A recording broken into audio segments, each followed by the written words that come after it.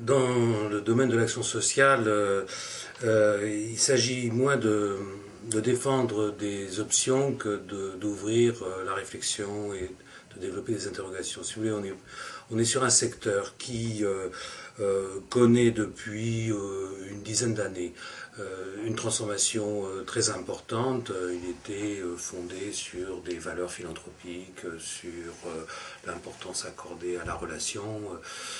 Les politiques publiques ont évolué de telle façon que ce secteur a dû formaliser ses pratiques, il a dû se professionnaliser. Et puis surtout, après ce qu'on peut appeler une crise de légitimité, il a dû donner des garanties, il doit encore donner des garanties quant au fait de traiter les personnes que l'on accompagne, que l'on aide, d'une façon qui soit compatible avec les valeurs énoncées au départ. Ce qui fait que depuis le début des années 2000, l'accent est mis surtout sur la question du droit des personnes, du droit des usagers. Si on regarde les publications de Duno depuis cette époque, et je pense notamment au livre que j'avais fait avec Jean-François Bauduré à propos de la rénovation de l'action sociale, on voit bien comment la plupart des ouvrages sont très axés sur la valorisation des personnes, de leurs droits, etc. Aujourd'hui, ce qui apparaît à l'horizon dans ce secteur, c'est une nouvelle transformation, une nouvelle façon de penser. Parce qu'au-delà de la reconnaissance du droit des personnes, se pose la question de l'affirmation de leur appartenance en droit à la société, et on utilise un vocabulaire un peu nouveau, on parle de bientraitance, on parle d'inclusion sociale. Donc il y a la volonté d'aller au-delà d'une modification dans la relation d'aide avec les personnes, et donc d'aller vers plutôt la reconnaissance de leur citoyenneté, comme on dit, de leur appartenance au droit commun. Donc on est dans une période qui est intermédiaire, et on le voit bien par exemple avec la loi concernant les personnes handicapées qui développe d'une part une thématique tournée vers la compensation du handicap avec des droits spécifiques, et en même temps qui comporte un autre axe qui est celui de l'accessibilité, qui est le principe de l'accès de tous à tout pour tout,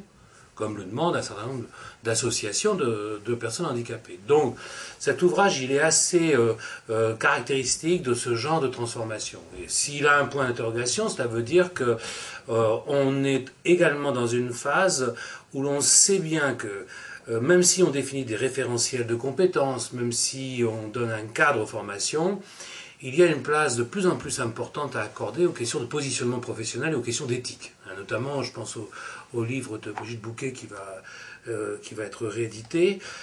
Si vous voulez, lorsque l'Agence nationale d'évaluation sociale et médico-sociale a évoqué les recommandations de bonnes pratiques professionnelles, dans un premier temps, on s'est dit ça contribue encore à la formalisation des pratiques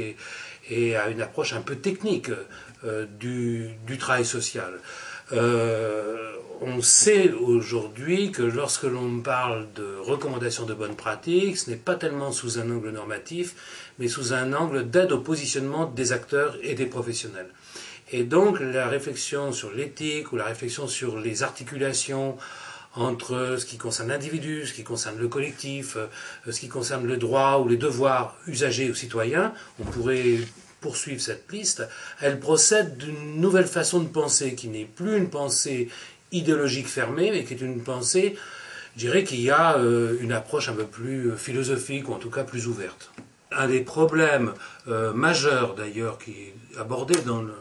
le manuel du directeur qu'avait dirigé Francis Batty-Foulier, c'est quand même la question de l'appropriation d'un certain nombre d'outils. Donc si on dit démarche qualité, c'est pas tellement pour